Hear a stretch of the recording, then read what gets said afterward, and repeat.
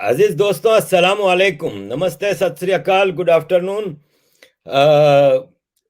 Senior advocate Indian Supreme Court Ashwini ji से आज हमारा तीसरी बैठक है। इसमें हम चर्चा करेंगे uniform civil code, uniform education system of India, इन चीजों पे, क्योंकि ये दोनों चीजें बिगड़ी हुई हैं और 72 साल से इनको करेक्ट करने पे कोई तवज्जो नहीं दी गई।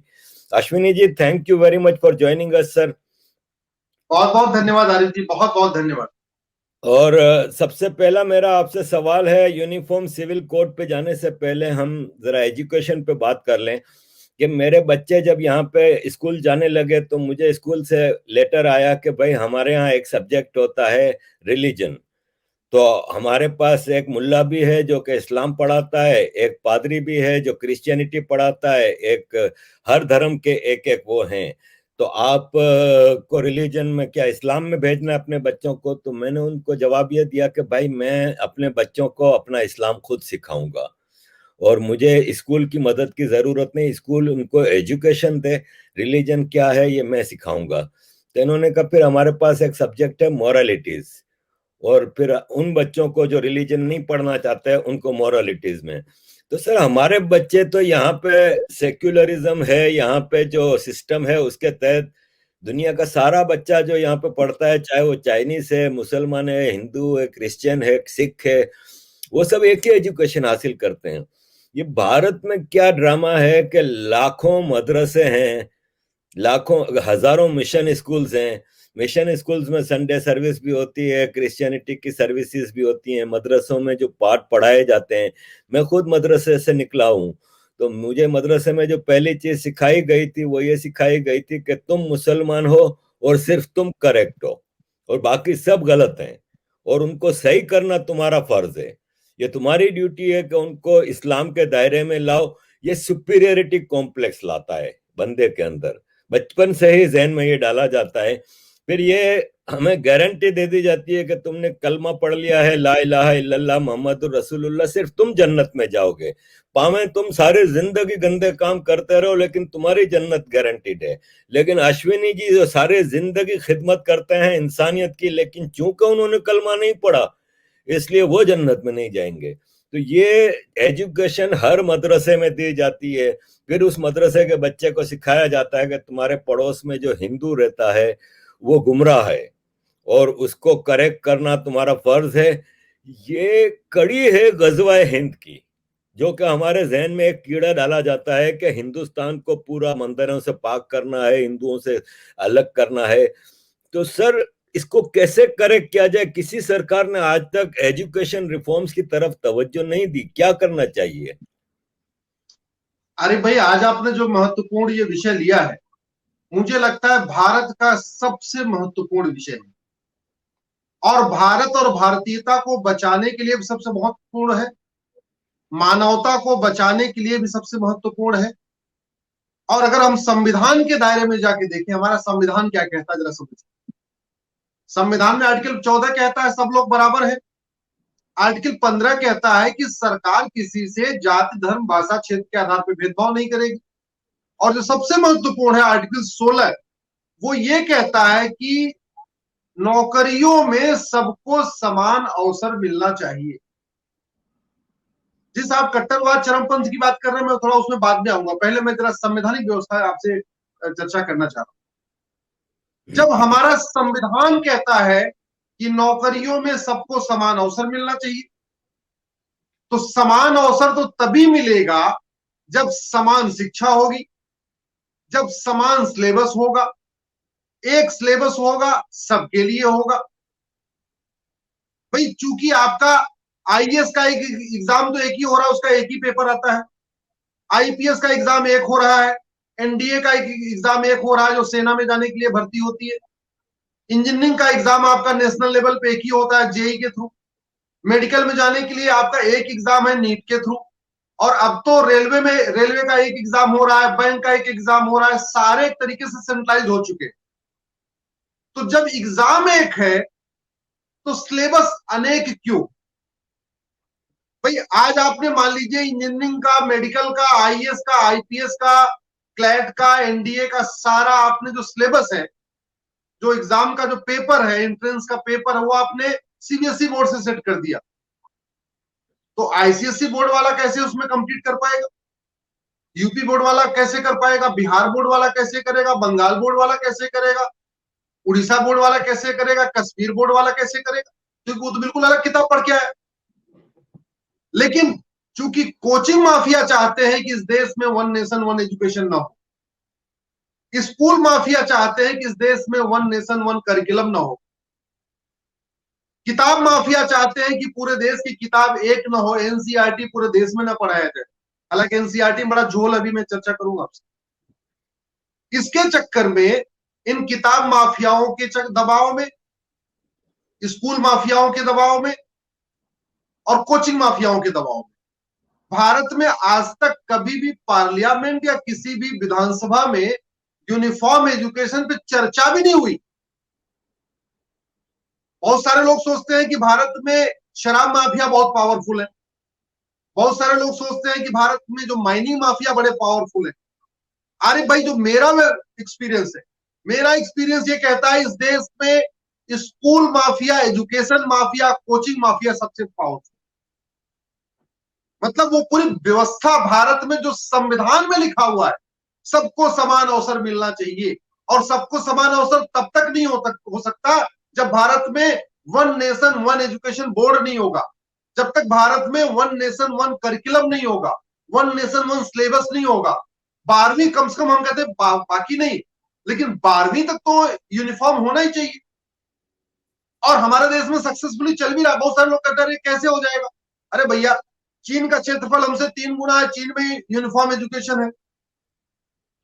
चीन की जनसंख्या हमसे तो लगभग कम है, चलो हम कहते हैं चलो हम सरकारी रूप से हम थोड़े से कम है, लेकिन आखिर चीन में चल रहा है, फ्रांस में चल रहा है, अभी फ्रांस में भी लागू कर दिया, जापान में यूनिफॉर्म एजुकेशन चल रहा है, सिंगापुर में आज की डेट में यूनिफॉर्म एजुकेशन चल रहा है, तो भारत में क्यों नहीं हो सकता? और हम कहते हैं दुनिया में कहीं में भी ना हो। जब हमारा संविधान कहता है नौकरियों में सबको समान अवसर दो, तो समान अवसर तो तभी मिलेगा जब बिहार का बच्चा हो, चाहे बंगाल का हो, गुजरात का हो या महाराष्ट्र का हो, सबकी किताब एक होगी। हाँ, सब लोग अपने अपने मदर लैंग्वेज में पढ़े, बंगाल का बच्चा बंगाली में पढ़े, गुजरात का बच्चा गुजराती में पढ़े, महाराष्ट्र का बच्चा मराठी में पढ़े, कश्मीर का बच्चा कश्मीरी में पढ़े, लेकिन जो कंटेंट होना चाहिए, जो सिलेबस होना चाहिए, जो करिकुलम होना चाहिए, वो तो एक ही होना चाहिए। और हमारे देश में चल भी रहा है। लद्दाख से लक्षद्वीप और कच्छ से कामरूप तक पूरे देश में केंद्रीय विद्यालय फैले हुए, सारे के सारे केंद्रीय विद्यालय का सिलेबस एक होता है, सारे के सारे केंद्रीय विद्यालय का करिकुलम एक है, सारे के सारे केंद्रीय विद्यालय में त्रिभाषा 3 लैंग्वेजेस पढ़ाई जाती है, जो हमारे संविधान में भी लिखा हुआ है। और सबसे बड़ी बात कि केंद्रीय विद्यालय का तो स्कूल का ड्रेस है, वो भी एक जैसा होता है। जो केंद्रीय विद्यालय लद्दाख में है, वो वहां का बच्चा जो स्कूल का यूनिफॉर्म पहनता है, जो ड्रेस पहनता है, वही कन्याकुमारी वाला पहनता है, वही लद्दाख में वाला पहनेगा, वही लक्षद्वीप वाला पहनेगा, वही आपका कच्छ वाला पहनता, वही कामरूप वाला पहनता। इसलिए केंद्रीय विद्यालय के बच्चे जहां भी आपस में कभी मिलते तो उनमें बड़ा लगाव होता है, बड़ी फ्रेटर्निटी होती है उनके अंदर। अगर इसी मॉडल को हम पूरे देश में लागू कर दें, हर ब्लॉक में एक केंद्रीय विद्यालय खोल दें, और हर ब्लॉक नहीं, चलिए हर तहसील में केंद्रीय विद्यालय खोल दें, और जिस तरीके से वन नेशन वन टैक्स लागू हुआ है, उसी तरीके से वन नेशन वन एजुकेशन लागू कर दे, तो इसमें कोई दिक्कत नहीं। अब कुछ लोग कहते हैं कि नहीं ये कैसे हो सकता है, ये तो हो ही नहीं सकता। भैया, संविधान में एजुकेशन कंकरेंट लिस्ट में है, 3rd शेड्यूल में है, संविधान के शेड्यूल 7 की लिस्ट 3 में है, कंकरेंट लिस्ट में है। इसका मतलब पार्लियामेंट जब कानून बनाएगी, पूरे देश में लागू होगा एजुकेशन के ऊपर। राइट टू एजुकेशन जो 14 साल तक के बच्चों पे लागू होता है, वो भी आज की डेट में मदरसे पे लागू नहीं हो रहा है। मदरसों को राइट टू एजुकेशन के दायरे से बाहर निकाल रखे हैं। तो जब मदरसे को राइट टू एजुकेशन के दायरे से बाहर निकाल दिए, तो मदरसे में बच्चा तो मेन स्ट्रीम में आ ही नहीं पाएगा, वो तो एक अलग दुनिया में ही रहेगा। वो तो इंग्लिश, मैथ, फिजिक्स, केमिस्ट्री इसके बारे में ठीक से पढ़ेगा ही नहीं, और जब पढ़ेगा नहीं तो वो तो अधिकारी तो छोड़ दिया, वो चपरासी के लायक भी नहीं बन पाएगा, बैंक में क्लर्क के भी लायक नहीं बन पाएगा। वो मदरसा अगर पढ़ भी लिया सारा, चलो इस्लाम पढ़ भी लिया, लेकिन जो इंसान उसको बनना है, जो उसको नौकरी चाहिए, अपने बच्चों को पालना पोसना है और मेन स्ट्रीम में आना है, वो तो आपने उसको पढ़ाया नहीं। भारत का इतिहास भूगोल आपने नहीं पढ़ाया उसको, फिजिक्स केमिस्ट्री आपने नहीं पढ़ाया, मैथ जूलॉजी बॉटनी नहीं पढ़ाया, हिंदी अंग्रेजी नहीं पढ़ाया, ले दे के आपने उसको उर्दू और अरबी पढ़ा दिया और केवल कुरान पढ़ा दिया। वो कुरान पढ़ के क्या करेगा? तो इसलिए मैं कह रहा हूं कि भारत में वन नेशन वन टैक्स लागू होना चाहिए।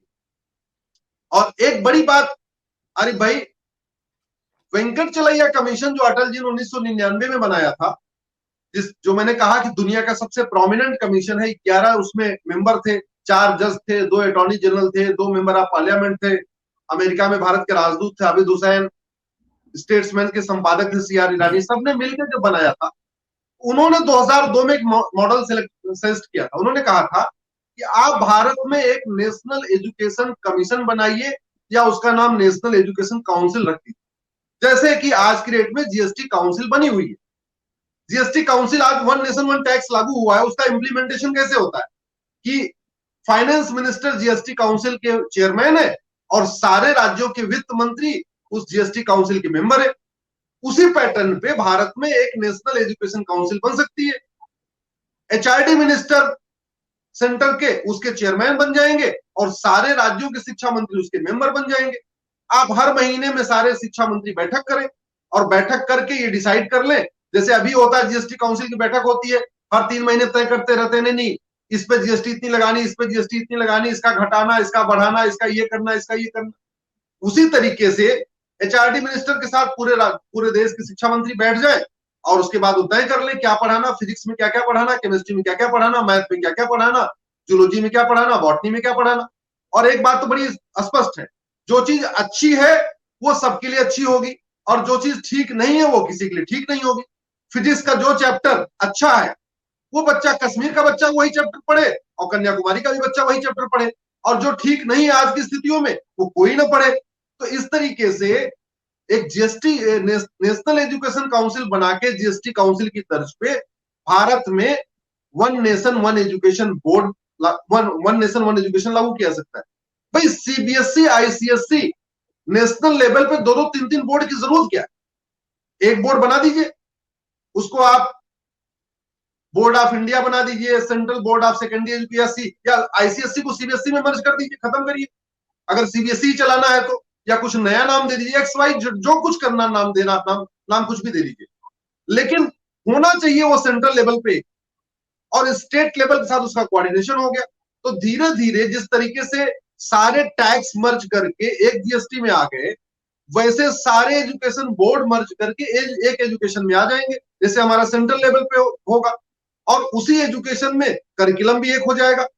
भाई फिजिक्स का सिलेबस जो बेस्ट सिलेबस हो वो आप सबको पढ़ाइए, केमिस्ट्री का बेस्ट सिलेबस सबको पढ़ाइए, मैथ का बेस्ट सिलेबस सबको पढ़ाइए, उसमें कोई मना भी नहीं करेगा।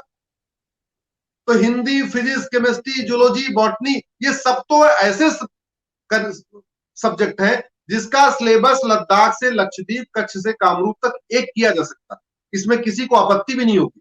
बस इतना कर दीजिए, राज्यों को कह दीजिए भाई अपने अपने आप जो उनका स्टेट की लैंग्वेज है उसमें पढ़ाएं, असम वाला असमी में पढ़े, गुजरात वाला गुजराती में पढ़े, महाराष्ट्र वाला मराठी में पढ़े, कश्मीर वाला कश्मीरी में पढ़े, सब अपने अपने लैंग्वेज में पढ़े, इसमें कोई दिक्कत नहीं आएगी।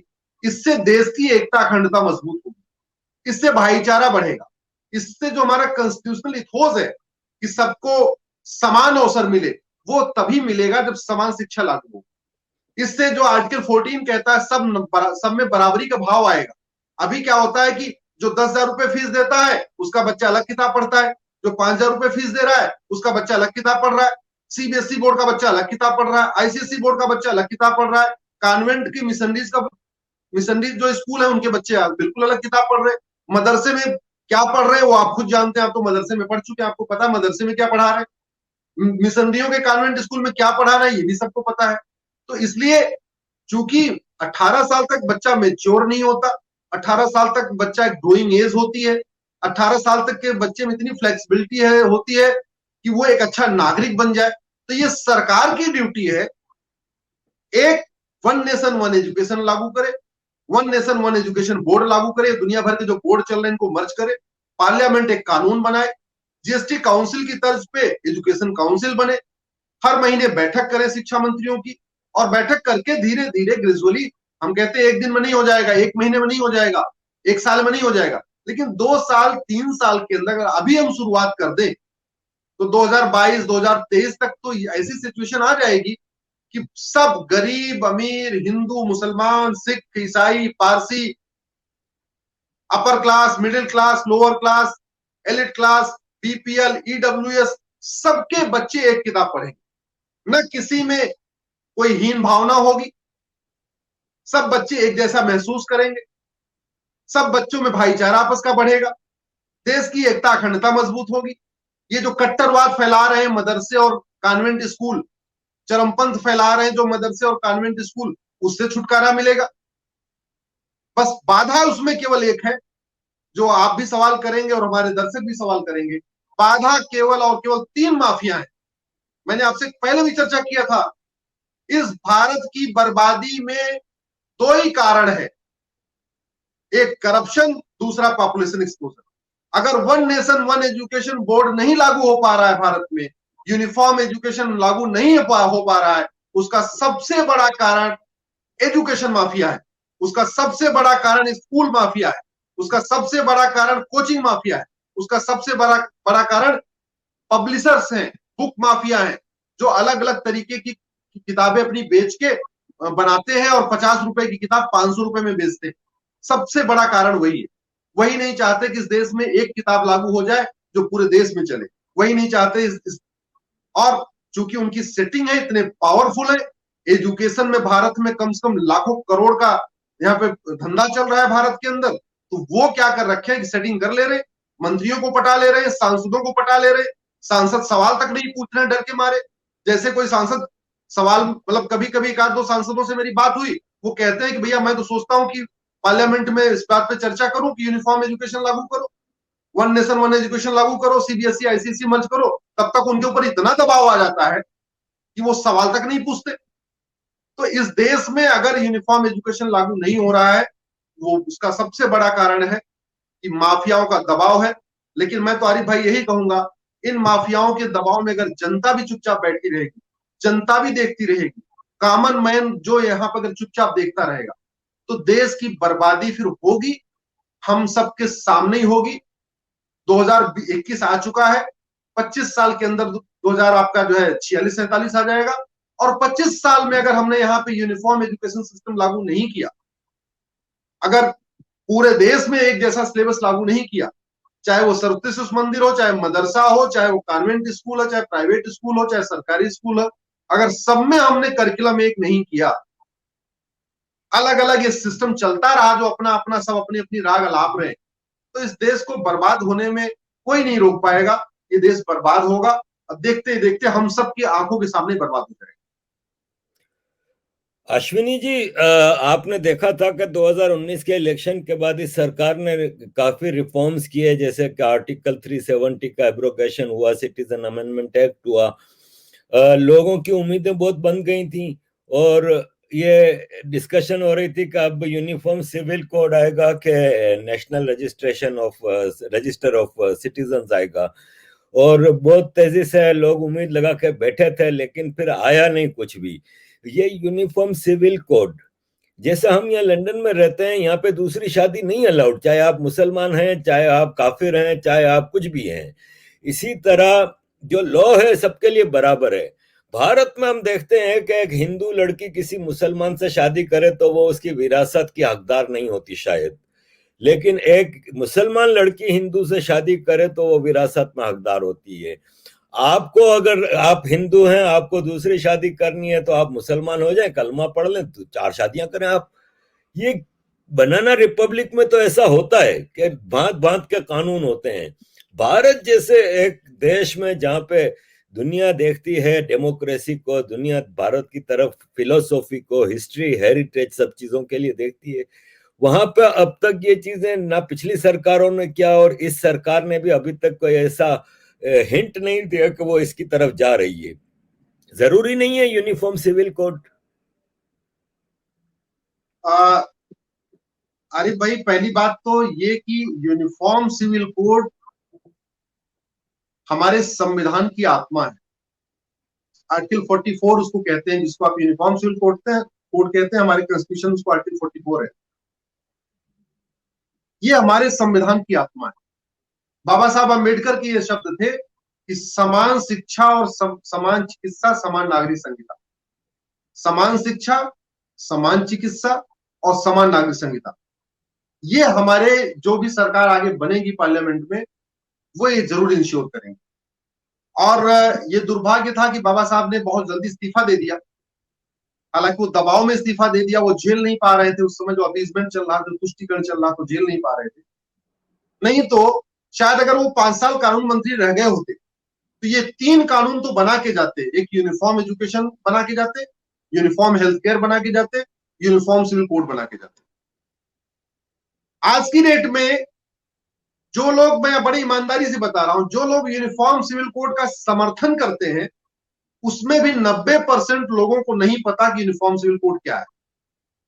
वो केवल इसलिए समर्थन करते हैं यूनिफॉर्म सिविल कोड का कि चूंकि ये बीजेपी के मैनिफेस्टो में है, और इसलिए जो बीजेपी के समर्थक है वो यूनिफॉर्म सिविल कोड का समर्थन कर देते हैं। उनसे पूछिए यूनिफॉर्म सिविल कोड में क्या होगा, तो मुझे लगता है शायद 1-2 बातें बता पाएंगे, शायद उससे ज्यादा नहीं बता। ऐसे जो लोग यूनिफॉर्म सिविल कोड का विरोध करते हैं, उसमें 99% लोगों को नहीं पता यूनिफॉर्म सिविल कोड क्या है, बिल्कुल नहीं पता।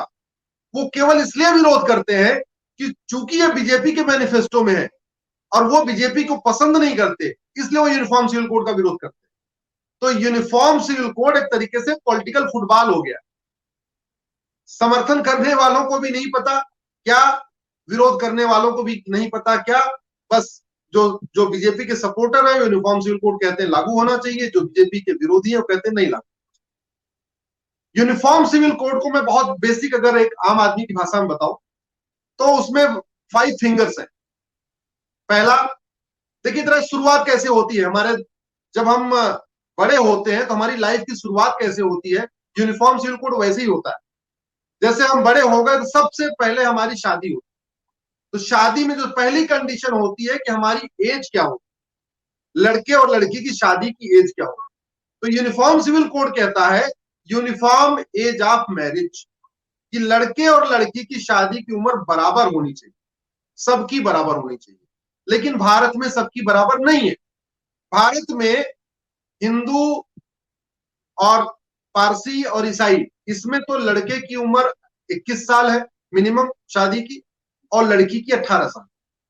लेकिन मुस्लिम्स में जो पर्सनल लॉ चल रहा है 1937 वाला, वो कह रहा है कि नहीं, जैसे ही पीरियड्स आ गए, जो प्यूबर्टी है वो हो गई, तो लड़की की शादी हो सकती है। तो आज के जमाने में पीरियड तो 9 साल में भी आ जाता है, 10 साल में भी आ जाता है, बच्ची का 11 साल में भी आ जाता है।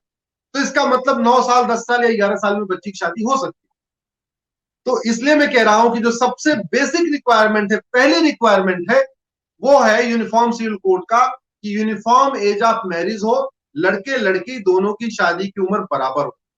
ये 18 और 21 भी नहीं होना चाहिए, मेरा ये कहना 21 होना चाहिए। मैं 21 क्यों बता रहा हूं, ये मेरी PIL सुप्रीम कोर्ट में पेंडिंग है यूनिफॉर्म एज ऑफ मैरिज पे। WHO कह रहा है कि आज के जमाने में, वर्तमान स्थितियों में, आज की हवा, आज के पानी और आज की परिस्थितियों में 20 साल से पहले प्रेगनेंसी बिल्कुल बहुत डेंजरस है। अगर हम फाइनेंशियली देखें तो 20-21 साल से पहले न लड़का इंडिपेंडेंट होता है फाइनेंशियली, न लड़की इंडिपेंडेंट होती है। बहुत सारे फिजिशियन कह चुके हैं, गायनोलॉजिस्ट कह चुके हैं कि जो फिजिकल मेच्योरिटी है वो 20 साल में आती है, लड़का हो या लड़की। साइकेट्रिक बताते हैं कि जो मेंटल फिटनेस है या मेंटल मेच्योरिटी है, वो भी 20 साल के बाद आती है। तो 20 साल से पहले, और अगर आप एजुकेशन के हिसाब से देखें तो 20 साल में तो बच्चा, 18 साल में तो बच्चा ग्रेजुएशन में 12वीं कर पाता है। ग्रेजुएशन, अगर सिंपल ग्रेजुएशन करे कोई आदमी तो भी 20 और 21 साल में हो पाता है। और बिना ग्रेजुएशन की आज की रेट में वो फाइनेंशियली इंडिपेंडेंट भी नहीं हो पाता। 21 साल पहले जल्दी कोई फाइनेंशियल इंडिपेंडेंट भी नहीं हो पाता। बहुत सारी सरकारी नौकरियों में जो मिनिमम एज है वो 21 साल है, तो उसके पहले उसको सरकारी भी नौकरी नहीं मिलती, प्राइवेट नौकरी भी नहीं मिलती, कुछ भी नहीं मिलती। तो लड़का भी, फादर अपने पेरेंट्स पे डिपेंड, मदर भी लड़की भी अपने पेरेंट्स पे डिपेंड, और बस वो शादी चल रही है। शादी का खेल, शादी का एक खेल हो गया है। इसलिए हमने जो सुप्रीम कोर्ट में याचिका दाखिल किया है, उसमें मैंने यही मांग किया है कि लड़के लड़की दोनों की शादी की उम्र यूनिफॉर्म होना चाहिए। वो 20 हो या 21 हो, ये सरकार तय कर ले। एक जया जेटली कमेटी बनी थी, उसने भी रिकमेंड किया है कि हाँ, लड़की की शादी की, दोनों की शादी की उम्र 21 साल होनी चाहिए। अभी जुलाई में इस पे दोबारा फिर से सुनवाई होगी और मैं आशा करता हूं तब तक केंद्र सरकार का जवाब आ जाएगा। अभी सरकार का जवाब आया नहीं है, मैं आशा करता हूं इस पे जल्दी सरकार का जवाब आएगा, क्योंकि एक बार प्राइम मिनिस्टर ने भी वहां से लाल किले से बोला था पिछले साल ही अपने 15 अगस्त के भाषण में कि लड़के लड़की की शादी की उम्र बराबर होनी चाहिए, और ये बहुत जरूरी है। बहन बेटियों को न्याय मिले, वो अपनी वास्तव में अच्छी जिंदगी जी सके, वो ये तय कर पाए कि हाँ उनको किससे शादी करनी है, किससे नहीं शादी करनी है। लड़का भी इंडिपेंडेंटली सोच पाए, लड़की भी अपनी इंडिपेंडेंटली सोच पाए। उसके लिए जरूरी है कि शादी जो ये प्यूबर्टी चल रही है, 10 साल की एज में शादी, 11 साल की एज में शादी, 12 साल की एज में शादी, ये बैन होना चाहिए और दोनों की यूनिफॉर्म होना चाहिए। अब शादी हो गई तो शादी के बाद जो अगला मैंने आपको कहा था ना 5 स्टेप्स में, यूनिफॉर्म एज ऑफ मैरिज हो गया, अब शादी होती है। चलो शादी हो गई, भगवान ने अगर कुछ गड़बड़ किया कि भाई शादी टूटेगी, तब आता है यूनिफॉर्म ग्राउंड्स ऑफ डिवोर्स, कि तलाक का आधार सबके लिए यूनिफॉर्म होना चाहिए, वो लड़का हो, लड़की हो, हिंदू हो, मुस्लिम हो, पारसी हो, ईसाई। अब ट्रिपल तलाक तो खत्म हो गया, लेकिन अभी भी तलाक के और बहुत सारे तरीके चल रहे हैं भारत में। तलाक हसन चल रहा है, तलाक हसन चल रहा है, बाकी और भी भाई तलाक विद्दत खत्म हुआ है ना, बाकी तलाक तो चल ही रहे, और उनमें भी वो भी एक तरफा है, उसमें भी कोई परमिशन की जरूरत नहीं है, उसमें भी दोनों की सहमति की जरूरत नहीं है, लड़का चाहे तो दे दे। ऐसा नहीं कि लड़की उसको माने ना माने, मानने के लिए मजबूर है। अगर लड़के ने दे दिया तो अंतर इतना हो गया कि जो एक बार में तलाक तलाक तलाक करना था, वो एक एक महीने में 3 बार में कर दे, लेकिन वो चल तो रहा भारत में। ऐसे ही जो ग्राउंड्स ऑफ डिवोर्स है, जैसे हिंदुओं में तो क्या हुआ कि अगर आपने लड़के की जो मिनिमम एज है उससे पहले शादी कर दिया है लड़की की, तो वो तलाक हो सकता है। मुस्लिम्स में ऐसा नहीं है। कहीं पे ये कंडीशन है कि अगर लड़का नपुंसक है तो लड़की तलाक मांग सकती है, लेकिन ये सबके लिए लागू नहीं है। किसी में ये कंडीशन है कि लड़की बाज है, उसके बच्चे नहीं हो रहा है, तो लड़का तलाक मांग सकता है, लेकिन ये सब पे लागू नहीं है, हिंदू मुस्लिम पारसी ईसाई पे। कहीं पे ये लड़का पागल हो गया तो लड़की तलाक मांग सकती है, लेकिन ये भी सब पे लागू नहीं है। हमारा ये कहना है कि सरकार एक बार दुनिया के देशों का यूनिफॉर्म सिविल कोड एग्जामिन कर ले, ग्राउंड्स ऑफ डिवोर्स एग्जामिन कर ले, यूके का कर ले, आप यूके में बैठे हैं वहां का एग्जामिन कर ले, यूएस का एग्जामिन कर ले, सिंगापुर एग्जामिन कर ले, फ्रांस एग्जामिन कर ले, और बैठ के जो ग्राउंड्स ऑफ डिवोर्स बेस्ट है, हिंदू मैरिज एक्ट भी देख ले, मुस्लिम पर्सनल लॉ भी देख ले, क्रिश्चियन पर, जो सबको देख के जो भी 10 ग्राउंड तय कर ले, 12 ग्राउंड तय कर ले, 15 ग्राउंड तय कर ले तलाक के, वो सब पे लागू होना चाहिए। क्योंकि ऊपर वाले ने कोई अंतर नहीं किया लड़के और लड़की में, ऊपर वाले ने हिंदू मुस्लिम में भी कोई अंतर नहीं किया। लड़की भी 9 महीने ही पेट में रहती है, लड़का भी 9 महीने में पेट में रहता है। हिंदू की लड़की भी पेट में 9 महीने रहती है आरिफ भाई, मुस्लिम की लड़की भी पेट में 9 महीने रहती है। तो ऊपर वाले ने कोई अंतर नहीं किया। अगर ऊपर वाले को हिंदू मुस्लिम में अंतर करना होता तो हिंदू का लड़का 9 महीने में पैदा होता, मुस्लिम का लड़का 12 महीने में पैदा होता, 13 महीने में पैदा होता, या हिंदू की लड़की 9 महीने में पैदा होती और मुस्लिम की लड़की जो है 14 महीने में पैदा होती। ऊपर वाले ने, नेचर ने, प्रकृति ने, खुदा ने, भगवान ने कोई अंतर नहीं किया, इसलिए उन्होंने एक जैसा आंख दिया है, एक जैसा चेहरा दिया है, एक जैसा रंग रूप दिया है। भारत में रहने वाले सबका चेहरा एक जैसा है, वो हिंदू है, मुसलमान, पारसी हुए, ईसाई। अगर वो यूपी में पैदा हो रहे हैं तो एक जैसा चेहरा है, तमिलनाडु में पैदा हो रहे हैं तो एक जैसा रंग रूप है, वो हिंदू या मुसलमान, पारसी, ईसाई। ये बाकी जो बदलाव ला रहे हैं हम, बाकी जो टर्म्स कंडीशन बना रहे हैं, ये तो इंसान का है। अदरवाइज ऊपर वाले को अगर खतना जरूरी होता तो ऊपर वाला खतना करके भेजता, जरूरत नहीं थी। लेकिन ऊपर वाले को लगता नहीं, कोई जरूरत नहीं है, तो ये इंसान ने बना दिया, नहीं हम खतना करके अलग दिखाएंगे, एक मुस्लिम अलग है। तो ये मुझे लगता है कि मैं तो ऐसे तरीके से पहला यूनिफॉर्म एज ऑफ मैरिज होना चाहिए, दूसरा यूनिफॉर्म ग्राउंड्स ऑफ डिवोर्स होना चाहिए। अब डिवोर्स हो गया तो तीसरी कंडीशन क्या आई? तीसरी कंडीशन आई कि भैया ये गुजारा भत्ता कितना होगा, मेंटेनेंस कितना होगा। तो तीसरी यूनिफॉर्म सिविल कोड का जो तीसरा एस्पेक्ट्स है वो है यूनिफॉर्म मेंटेनेंस एंड एलिमनी, कि गुजारा भत्ता सबका एक जैसा होना चाहिए। आज की डेट में क्या हो रखा है, गुजारा भत्ता भगवान, मतलब भगवान भरोसे ही चल रहा है। मुस्लिम्स में तो गुजारा भत्ता का कोई कॉन्सेप्ट नहीं, मात्र 3 महीने का है, उससे ज्यादा है ही नहीं। हिंदुओं में भी क्या हो रखा है कि बिल्कुल फिक्स नहीं है, वो जज के मूड पे है, वकील कितना बढ़िया है या कितना कमजोर है उस पे है। मैं आपको उदाहरण देता हूं कि आप सिमिलर कंडीशन हो कि लड़का 1 लाख कमाता हो, लड़की जो है कुछ न कमाती हो, 2 बच्चे हों, आप वही मुकदमा गाजियाबाद में करिए, वही मुकदमा नोएडा में करिए, वही मुकदमा दिल्ली में करिए, वही मुकदमा फरीदाबाद में करिए, जितनी कोर्ट में सब कुछ सेम है। सेम मतलब लड़के लड़की की उम्र सेम, बच्चे की उम्र सेम, फाइनेंशियल कंडीशन सेम, सब कुछ सेम है। इसके बावजूद गाजियाबाद की कोर्ट में मेंटेनेंस कुछ अलग होगा, नोएडा की कोर्ट जो है मेंटेनेंस कुछ अलग ऑर्डर करेगी, गुड़गांव की कोर्ट कुछ अलग क्योंकि कानून में बहुत कोई एक फिक्स फार्मूला नहीं दिया हुआ कि किस तरीके से उसको डिफाइन किया जाएगा। अब कोई बड़े वकील आ गए, अगर सिब्बल साहब जैसे वकील आ गए लड़के की तरफ से, हो सकता है मात्र 5,000 रुपए देना पड़े गुजारा भत्ता। छोटा कोई वकील आया तो हो सकता है उसको 40,000 रुपए देना पड़े। तो सब कुछ ही चल रहा है, कुल मिला के खेल चल रहा है पूरा कि जज वकील का स्टेचर कितना बड़ा है, जज का क्या मूड है, जज ह्यूमैनिटेरियन है या कैसा कड़क है, कैसा है, सब कुछ इंसान पे चल रहा है। कानून नाम की चीज नहीं है, यूनिफॉर्मिटी नहीं है। हिंदुओं में यूनिफॉर्मिटी नहीं है, मुस्लिम पारसी ईसाई तो बिल्कुल अलग चल रहा है। इसलिए हमने कहा है कि सरकार तुरंत इंटरनेशनल लॉ को एग्जामिन कर ले और एक फार्मूला तय करे। कंप्यूटर में वो फार्मूला हमने डाला, लड़की की उम्र डाल दिया, लड़के की उम्र डाल दिया, दोनों की तनख्वाह डाल दिया, बच्चों की उम्र डाल दिया, तो कंप्यूटर उसको कैलकुलेट करके बता दे कि कितना इसको गुजारा भत्ता देना और कितने साल देना। और वो गुजारा भत्ता, जैसा इसका नाम से ये गुजारा भत्ता, गुजर बसर करने के लिए चाहिए, तो वो हिंदू की लड़की को उतना ही मिलना चाहिए, मुस्लिम की लड़की को उतना ही मिलना चाहिए, पारसी की लड़की को भी उतना ही मिलना चाहिए, जैन की लड़की को उतना ही मिलना चाहिए। ये भेदभाव क्यों? भाई हिंदू की लड़की का जो खर्चा होता है वही मुस्लिम की लड़की का भी खर्चा होता है। तो ऐसा क्यों कि मुस्लिम लड़की को बेचारी को केवल 3 महीने गुजारा भत्ता मिले और हिंदू की लड़की को जो है 5 साल मिले, 10 साल मिले?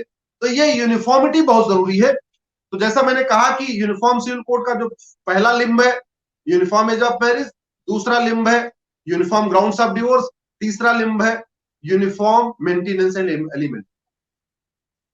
अब गुजारा भत्ता भी हो गया। अब विषय आया, मान लीजिए बच्चे हैं, तो बच्चों का गोद लेने का कॉन्सेप्ट क्या हो। इसलिए जो यूनिफॉर्म सिविल कोड का जो चौथा लिंब है वो यूनिफॉर्म एडॉप्शन एंड गार्जियनशिप का है। मुस्लिम्स में अभी ये पुराना कस्टम चल रहा है कि वो अगर लेडी है वो गोद ही नहीं ले सकती है, गोद भी लेगी तो अपने 100% प्रॉपर्टी नहीं दे सकती है। हिंदुओं में कुछ अलग कठिनाइयां चल रही हैं, पारसियों का कुछ अलग अलग चल रहा है। पारसियों में भी यही सिस्टम है कि बेटी गैर गैर धर्म में अगर शादी कर लेगी तो वो गोद नहीं ले पाएगी। तो ये जो चल रहा है, मैंने यही कहा है, चूंकि एडॉप्शन गार्जियनशिप ये कोई पर्सनल लॉ का मैटर नहीं है। जैसे यूनिफॉर्म एज ऑफ मैरिज एक सिविल लॉ का इशू है, ह्यूमन राइट का इशू है।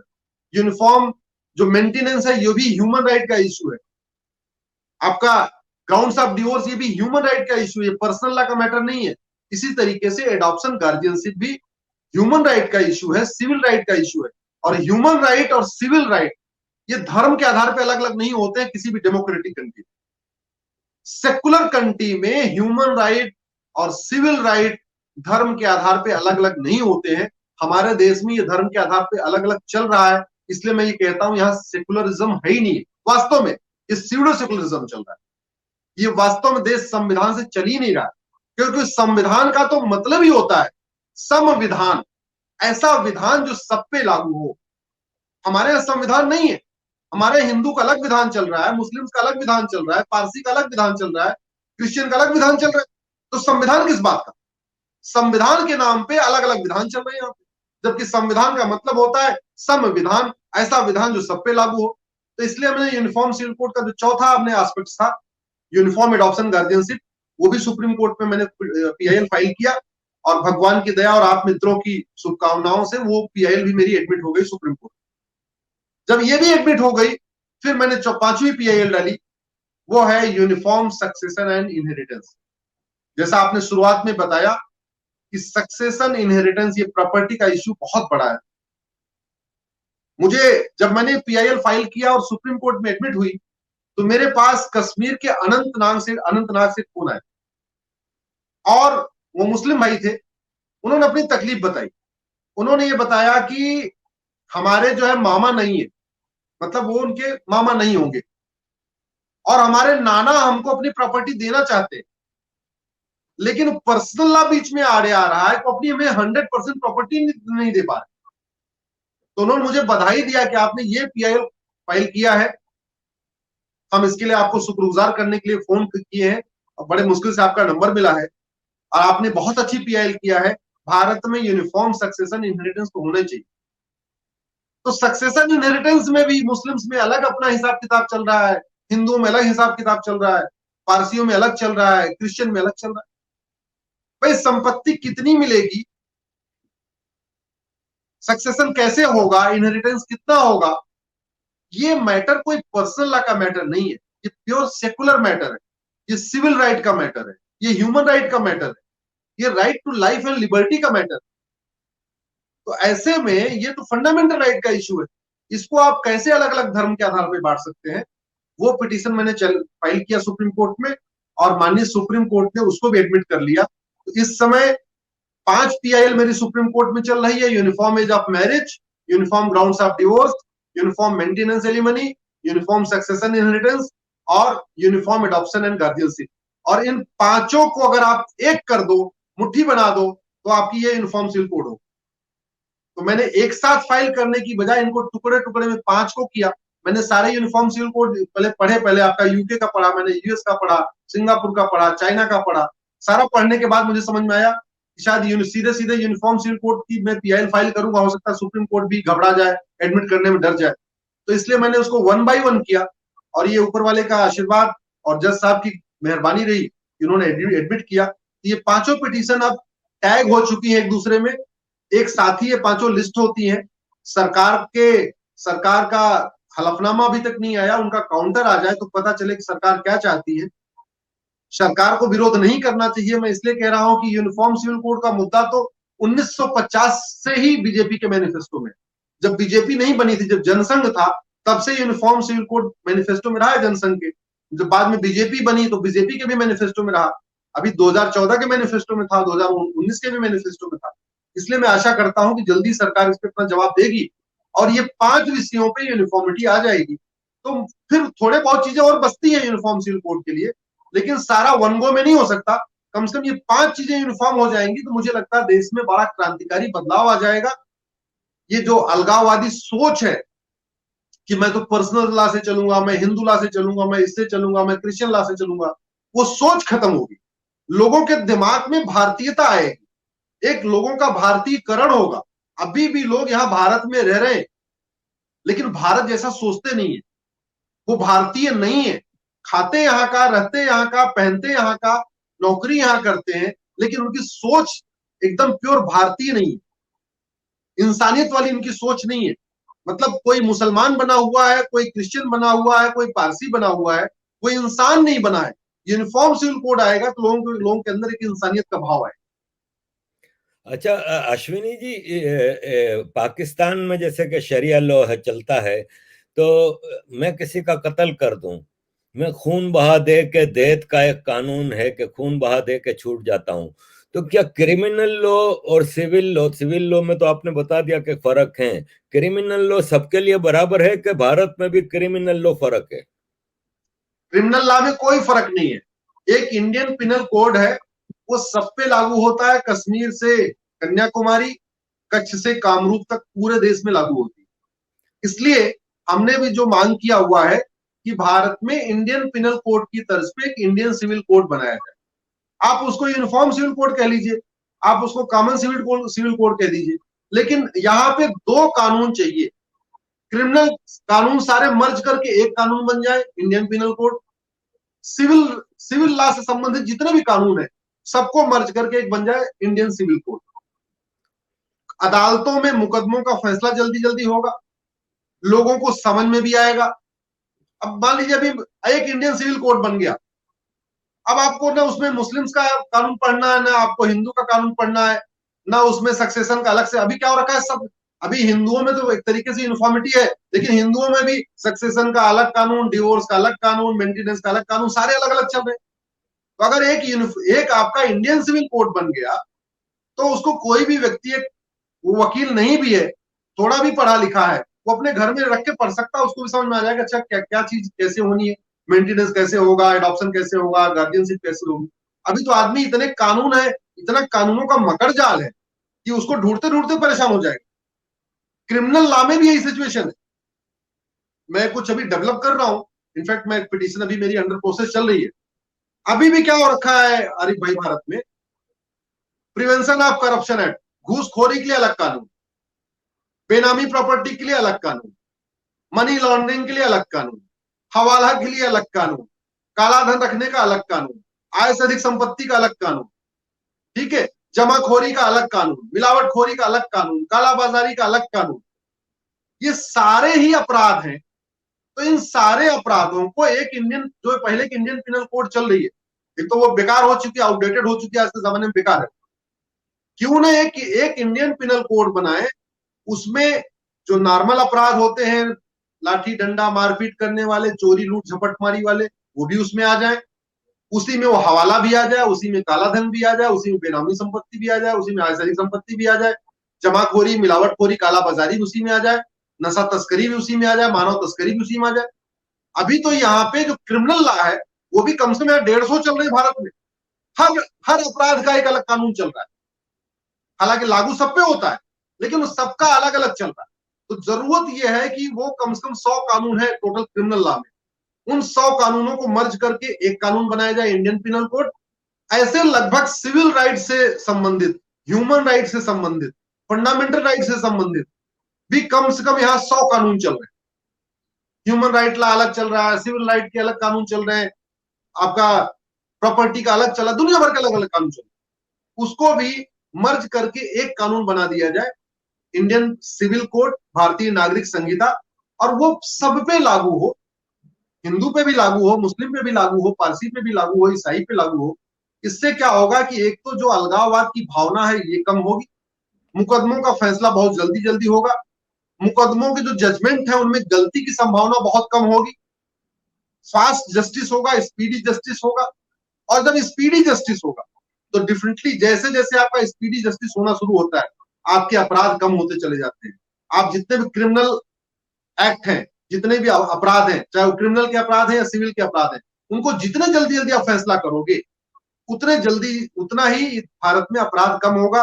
अपराध कम होगा तो शांति बढ़ेगी, अपराध कम होगा भाईचारा बढ़ेगा। उदाहरण के लिए मैं आपको देता हूं, एक बार छोटे ओवैसी ने बोला कि 15 मिनट के लिए पुलिस हटा दो, मैं पूरे भारत को हिंदुओं से मुक्त कर दूंगा, हिंदू विहीन हिंदुस्तान बना दूंगा। आज तक छोटा ओवैसी विधानसभा में घूम रहा है। अगर हमारे पास नार्को पॉलीग्राफ ब्रेन मैपिंग कानून होता, अगर हमने 1860 का इंडियन पिनल कोड खत्म कर दिया होता, उसकी जगह नया पिनल कोड बनाया होता, 1861 का पुलिस एक्ट खत्म किया होता, 1872 का एविडेंस एक्ट खत्म किया होता, तो आज वो छोटा ओवैसी अंदर होता। छोटा ओवैसी अंदर होता तो उसके जैसे जो दुनिया भारत में और जिलों में छोटे ओवैसी टाइप के लोग फैले हुए हैं, उनकी भी हिम्मत नहीं पड़ती, डर होता, थोड़ा खौफ होता। भारत में कोई खौफ ही नहीं है, भारत में कानून का कोई खौफ नहीं है। उनको लगता है कानून टूट जाएगा, क्या हुआ क्या। भारत में लोगों को लगता है, जो क्लर्क करप्शन करता है, एक आध बार 2-4 क्लर्कों से मेरी बात हुई, तुम लोग डरते नहीं? बोले क्या डरे साहब, 70,000 करोड़ का CWG घोटाला हुआ, उसमें किसी कुछ हुआ नहीं। 1,76,000 करोड़ का 2G घोटाला हुआ, उसमें तो आज तक कुछ हुआ नहीं। 1,86,000 करोड़ का कोयला घोटाला हुआ, उसमें कुछ हुआ नहीं। अगस्ता घोटाला हुआ, दुनिया भर के, और यूरिया घोटाला, जीप घोटाला, पूरे घोटालों का नाम बता दिया। बोले इतने घोटाले हुए, आज तक कुछ हुआ नहीं, हमारा क्या होगा, हमारा कुछ नहीं होगा। तो ये जो मेंटलिटी बन गई है कि यहाँ कानून तोड़ने पे कुछ नहीं होता है, उसका यही इलाज है, एक इंडियन पिनल कोड हो, एक इंडियन सिविल कोड हो। क्योंकि विषय अभी हम लोग इंडियन सिविल कोड पे चर्चा कर रहे हैं, यूनिफॉर्म सिविल कोड पे चर्चा कर रहे हैं, तो उसमें मेरा यही कहना है कि ये बहुत जरूरी है, देश की एकता अखंडता के लिए जरूरी है। समता, समरसता, समानता, जो हमारे कॉन्स्टिट्यूशन के इथोस है, इक्विटी, इक्वलिटी, इक्वल अपॉर्चुनिटी, ये जो भावना, फ्रेटर्निटी, यूनिटी, नेशनल इंटीग्रेशन, ये हमारे कॉन्स्टिट्यूशन के प्रियम्बल में लिखा हुआ है। वो शब्द आज की डेट में डेड लेटर बने हुए, वो शब्द केवल एक एकेडमिक वर्ड बन के रह गए, वास्तव में प्रैक्टिकल नहीं हो पा रहा है। वो तभी हो पाएगा जब इस देश में यूनिफॉर्म एजुकेशन होगी और uniform civil code. Ashwini ji, आपने अभी कहा कि आप आशा करते हैं कि ये भारत के बीजेपी के इलेक्शन मैनिफेस्टो 2014 और 2019 का पार्ट था, तो आप आशा करते हैं कि ये चीज हो जाएगी। मैं आपसे ये पूछता हूं कि आप बीजेपी के पॉलिसी मेकिंग सर्कल के भी काफी क्लोज हैं, क्या आशा ही करते हैं कि कुछ नजर भी आ रहा है कि ऐसा कुछ इरादा है इसी टेन्योर में, मोदी जी की सरकार में हम ये तब्दीली देख पाएंगे, दोनों चीजें, एजुकेशन और सिविल कोड? आ, देखिए क्या होगा वो मैं तो कैसे कह दूं, लेकिन मैं अपना एक्सपीरियंस बताता हूं। हमने सबसे पहले आर्टिकल 35 चैलेंज किया जो कश्मीर में चल रहा था, और आर्टिकल 370 चैलेंज किया। सरकार ने नहीं जवाब दिया। पीआईएल 2014 से शुरू हो गई थी, लेकिन 2019 तक सरकार ने जवाब नहीं दिया, और एकाएक ले आके आर्टिकल 370 को खत्म कर दिया। हालांकि उसके पहले सुप्रीम कोर्ट ने पूरा मन बना लिया था। अगर आप लोग गूगल करेंगे आर्टिकल 370 अश्विनी उपाध्याय, तो आपको जुलाई 2019 में कई सारे उसमें लिंक आएगी। उसमें हमने चीफ जस्टिस गगोई साहब थे, उनके सामने मेंशन किया कि मैटर तो 5 साल हो गया, फिर आप इसको फाइनल हियरिंग पे लगा दीजिए, इस पे सुनवाई हो जाए। और गगोई साहब ने उसको कह भी दिया कि हम इस पे जुलाई में सुनवाई करेंगे। लेकिन तब तक जो है वो खत्म हो गया। सरकार ने एक डिसीजन लिया, खत्म हो गया। तो खत्म हो गया तो एक तरीके से पीआईएल हमारी इन्फेक्चुअस हो गई, उसका कोई मतलब नहीं रहा। अब अभी तक ये जो पांचों पीआईएल यूनिफॉर्म सिविल कोड की है उस पर जवाब नहीं आया। तो क्या पता सरकार के मन में चल रहा हो, क्योंकि आर्टिकल 370 में उन्होंने कोर्ट में कोई हलफनामा दाखिल नहीं किया था, सीधे सीधे पार्लियामेंट में बिल लाके उसको खत्म कर दिया। तो क्या पता ऐसा कुछ चल रहा हो कि कोर्ट में क्यों हलफनामा दाखिल करना, सीधे सीधे पार्लियामेंट में बिल लाओ, इंट्रोड्यूस करो, इसको पास करा। ये भी हो सकता है। दूसरा, जैसे हिंदी में कहते हैं अरे भाई मौनम स्वीकार लक्षणम, ऐसे हमारे लीगल सिस्टम में एक डॉक्ट्रिन होती है, उसको कहते हैं साइलेंस इज एक्सेप्टेंस। यदि मैं कुछ कह रहा हूं और आप साइलेंट हो, तो इसका मतलब हमारी बात को आप एक्सेप्ट कर। इसको अगर हम अपने पीआईएल के उसमें इंटरप्रेट करें, तो अगर हमने पीआईएल फाइल किया, हमने पीआईएल फाइल करके ये मांग किया कोर्ट से यूनिफॉर्म एज ऑफ मैरिज हो, यूनिफॉर्म एडॉप्शन हो, यूनिफॉर्म मेंटेनेंस हो, यूनिफॉर्म सक्सेशन हो, यूनिफॉर्म मेंटेनेंस, और उस पर सरकार जवाब नहीं दे रही, तो इसका मतलब सरकार उस पर एग्री कर रही है। जैसे मानव स्वीकार लक्षणम होता है, इससे साइलेंस इज एक्सेप्टेंस एक डॉक्ट्रिन होती है। तो देखेंगे अभी जुलाई में कोर्ट खुलेगी। कोर्ट चूंकि ठीक से सुनवाई नहीं हो पा रही है, हो सकता है जुलाई में आए तो इस पर सुनवाई शुरू हो। सुनवाई शुरू होगी तो मैं तो कोर्ट से ही निवेदन करूंगा कि सरकार अगर नहीं भी इस पर कुछ कह रही है, तो इसका मतलब कम से कम सरकार विरोध तो नहीं कर रही है। अब विरोध नहीं कर रही तो सरकार हमारा समर्थन कर रही है, साइलेंस इज एक्सेप्टेंस।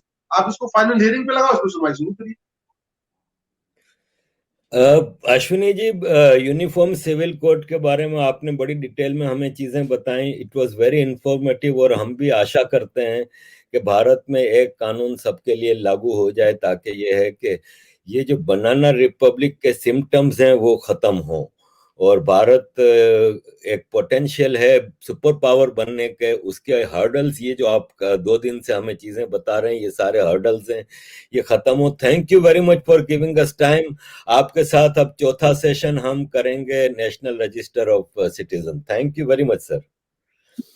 अजीज दोस्तों, आपने देखा अश्विनी जी ने हमें uniform education system, uniform civil code के बारे में डिटेल में चीजें बताई, और इट इज वेरी इंपॉर्टेंट कि भारत इन छोटे छोटे जो मसाइल हैं इनसे दूर हो जाए, तो भारत की एक पॉपुलेशन बन जाएगी, एक नेशन बन जाएगी, और चीजें बेहतर हो जाएंगी। Thank you very much for watching us and keep supporting. Thank you.